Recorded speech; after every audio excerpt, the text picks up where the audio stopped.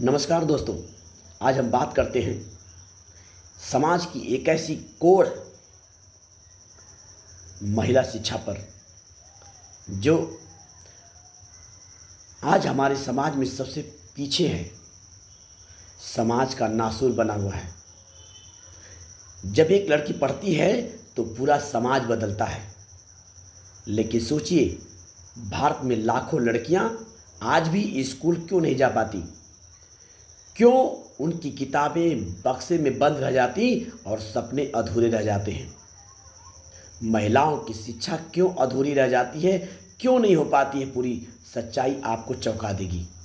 Game changer 19 आपके सामने एक सवाल रखता है और आपको बताने का प्रयास करता है कि महिलाओं की शिक्षा आज क्यों नहीं हो पाती, जिससे समाज में सबसे ज़्यादा परिवर्तन आता है। समाज के हर व्यक्ति को सोचना चाहिए, सिर्फ उस परिवार के माता पिता भाई बहन को नहीं, समाज के हर व्यक्ति को सोचना चाहिए कि महिलाओं की शिक्षा आज इतनी पीछे क्यों है, जिससे समाज में सबसे ज़्यादा बदलाव आता है। और बदलाव की प्रक्रिया में सबसे मुख्य भूमिका महिलाएं निभाती हैं। पहली जो चौंका देने वाली बात है वो है सामाजिक सोच। आज भी कई परिवारों में ऐसा माना जाता है कि लड़कियों को पढ़ा करके क्या होगा, लड़कियों की शादी कर दो, वो घर संभालेंगी। यही सोच है, सबसे बड़ी दीवार बनती है महिला शिक्षा के रास्ते में। इस पर सामाजिक सोच को बदलनी होगी और महिलाओं को शिक्षा के प्रति प्रेरित करने के लिए समाज के हर तबके को आगे आना होगा। दूसरी जो रुकावट है, जो बाधा है, वो है बाल विवाह और जिम्मेदारियां। 12 से 14 साल की उम्र में कई लड़कियों की पढ़ाई छूट जाती है। घर के काम, भाई बहन की देखभाल या फिर बाल विवाह, इन सब में उसका भविष्य खो जाता है। आर्थिक मजबूरी, जब घर में पैसा नहीं होते तब फैसला करना पड़ता है कि लड़के को पढ़ाया जाए कि लड़की को पढ़ाया जाए, तो अक्सर लोग बेटी को पीछे छोड़ देते हैं और लड़के को पढ़ाने का कार्य करते हैं। तीसरी जो बाधा है वो है असुरक्षा और सुविधाओं की कमी। गांव में स्कूल दूर होते हैं, रास्ते असुरक्षित होते हैं, स्कूलों में शौचालय नहीं, सैनिटरी सुविधाएं नहीं। ऐसे माहौल में बेटियां स्कूल कैसे जाएंगी? यह भी एक असुरक्षा की भावना की और सुविधाओं के न होने की वजह से महिलाओं की शिक्षा में सबसे बड़ी बाधा है। समाज को क्या करना चाहिए? समाज को करना चाहिए, यह विचार करना होगा, इसका समाधान करना होगा, सोच बदलनी होगी, स्कूल सुरक्षित बनाना होगा, महिला शिक्षकों की भर्ती करनी होगी, योजनाएं सही ढंग से लागू हों और सबसे ज़रूरी हर लड़की को हक मिले, पढ़ने का अधिकार मिले। और उसको सबसे पहले हक जहां छीना जाता है वो उसका परिवार होता है, और उस परिवार में हक छीनने वाला सबसे पहला कोई व्यक्ति होता है तो उसकी माँ ही होती है, तब कहीं जाके पिता होता है। महिला का सबसे बड़ा शिक्षा का अधिकार छीनने का कार्य एक महिला ही होती है। अगर आप चाहते हैं कि भारत का भविष्य उज्जवल हो तो हर बेटी को पढ़ाइए, क्योंकि बेटी पढ़ेगी तभी तो बदलेगा देश। गेम चेंजर 19 महिला शिक्षा की इन सामाजिक, आर्थिक, परंपरागत, रूढ़िवादी व्यवस्था, इन सारे पे जब विचार करता है तो पहुंचता है कि आपको सबसे पहले जो चीज़ दिखाई देती है महिलाओं की शिक्षा में रुकावट में, वो है सामाजिक मानसिकता और पितृसत्तात्मक सोच। आज भी लोकतंत्र में पितृसत्तात्मक की बात होती है, जो महिलाओं की शिक्षा को ले जाकर के दूर करता है। लड़कियों को अब भी कई परिवारों में पराया धन समझा जाता है। शिक्षा को निषेध नहीं बल्कि व्यर्थ का खर्च माना जाता है। शिक्षा को आज भी निवेश नहीं समझते, उसे बल्कि व्यर्थ का खर्च समझते हैं। लड़कों की तुलना में लड़कियों को शिक्षा की प्राथमिकता नहीं दी जाती। बाल विवाह और घरेलू कामों में जिम्मेदारियां, कम उम्र में शादी कर दी जाती है और पढ़ाई छूट जाती है। घर के काम, छोटे भाई बहनों को देखना, देखभाल करना, जिम्मेदारियां लड़कियों पर ही डाल दी जाती हैं। आर्थिक असमानता और गरीब परिवारों के संसाधनों की कमी है, ये माना जा सकता है, लेकिन सोच की भी कमी है, ये सबसे बड़ी समस्या है। और शिक्षा की जगह आजीविका को प्राथमिकता दी जाती है। सीमित पैसे होने पर परिवार पहले बेटे को स्कूल भेजता है, बेटी को भी भेजा जा सकता है उसी पैसे में। सरकारी विद्यालयों में पैसे नहीं लगते हैं। अभी भी देश की सरकारी विद्यालयों में फ्री में पढ़ाई, फ्री में एजुकेशन, राइट टू एजुकेशन के तहत बच्चे को आज भी फ्री में शिक्षा दी जाती है। लेकिन कक्षा 2 में छोड़ दे पढ़ाई, कक्षा 5 में छोड़ दे पढ़ाई, 7, 8, 9, 10 तक जाते आते पूरी तरह शिक्षा ध्वस्त हो जाती है। ग्रामीण स्तर की तो सबसे बुरी स्थिति है। स्कूल की देरी और सुरक्षा का डर, गांव में स्कूल बहुत दूर होते हैं जिससे आने जाने में असुरक्षा महसूस होती है। हो सकता है बहुत कम ऐसे गांव हैं जहां बहुत दूर जाना पड़ता है, 90% गांव में स्कूल नज़दीक में है। छेड़खानी और यौन उत्पीड़न की डर लड़कियों को शिक्षा में बाधा डालता है।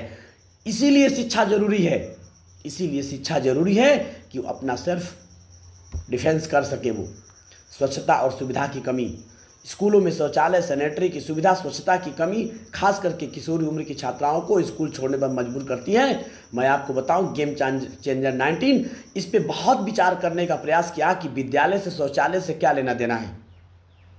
बहुत पुराने ज़माने में विद्यालयों में शौचालय नहीं हुआ करते थे तो क्या शिक्षा नहीं होती थी, क्या पढ़ाई नहीं होती थी? विद्यालय से शौचालय से बहुत ज़्यादा गहरा नाता नहीं है। हो सकता है लेकिन गहरा नाता नहीं है कि शौचालय की वजह से शिक्षा छूट जाए।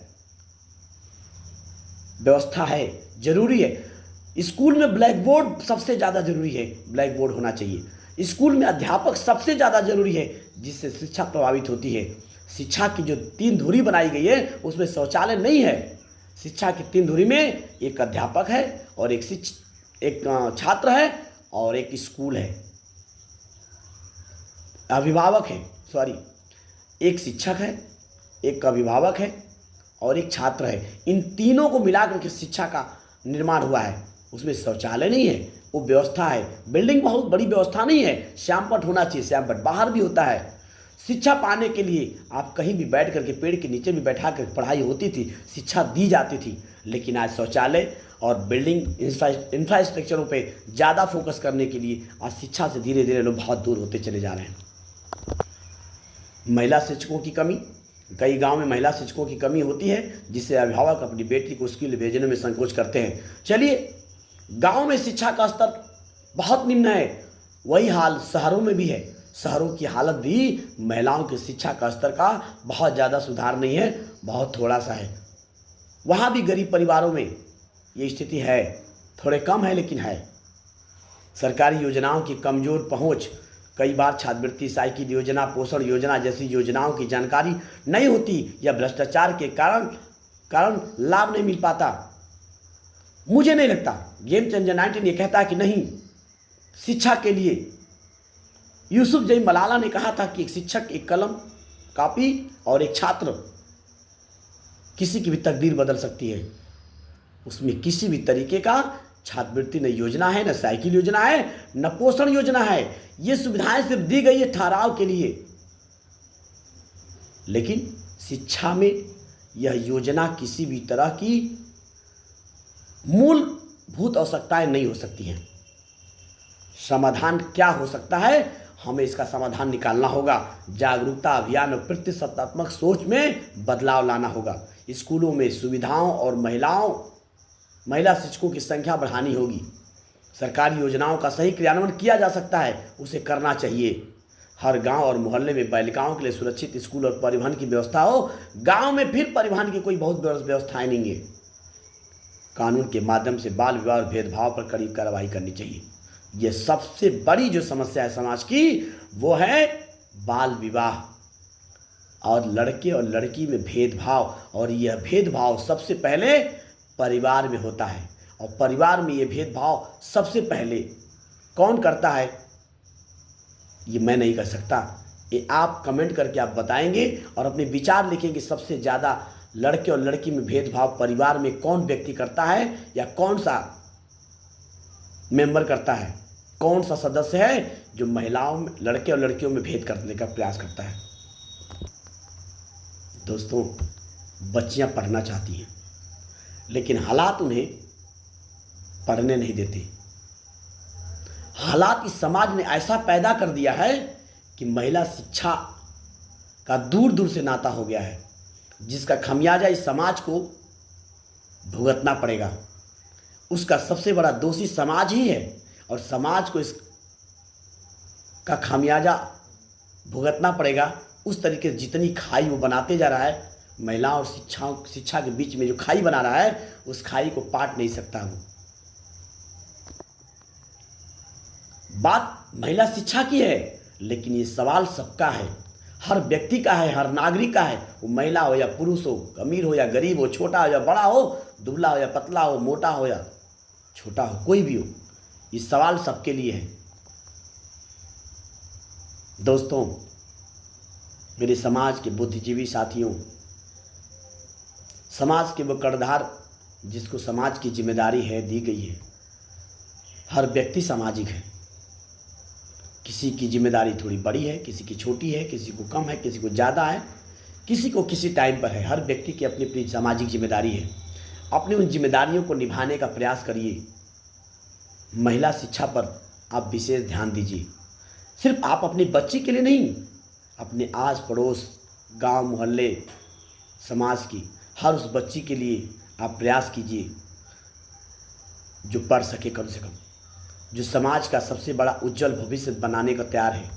समाज सबसे ज़्यादा उसी पे टिका हुआ है। हम सबकी ये जिम्मेदारी है कि महिला शिक्षा में जागरूकता लाएं। लड़कियां अपनी शिक्षा को बीच में ना छोड़ें। गेम चेंजर 19 आपसे सवाल करता है कि क्या आपके भी मोहल्ले, गांव, घर में ऐसा है कि बच्चियों की शिक्षा बीच में छोड़ दी जाती है, छोड़ने को मजबूर कर दिया जाता है? क्या इन सामाजिक परंपराओं, इन रूढ़िवादी परंपराओं या आर्थिक स्थिति में जो कमजोरी है, उसमें महिला, लड़की की जगह लड़के को ज़्यादा प्रेफर किया जाता है? आप अपने कमेंट में बताएं कि हाँ, हमारे घर में भी, हमारे परिवार में भी, हमारे समाज में भी ऐसा है। गेम चेंजर 19 इस पर फिर से आपके लिए एक वीडियो तैयार करेगा और आपसे सवाल करेगा, उसका समाधान ढूंढने का प्रयास करेगा। नमस्कार दोस्तों।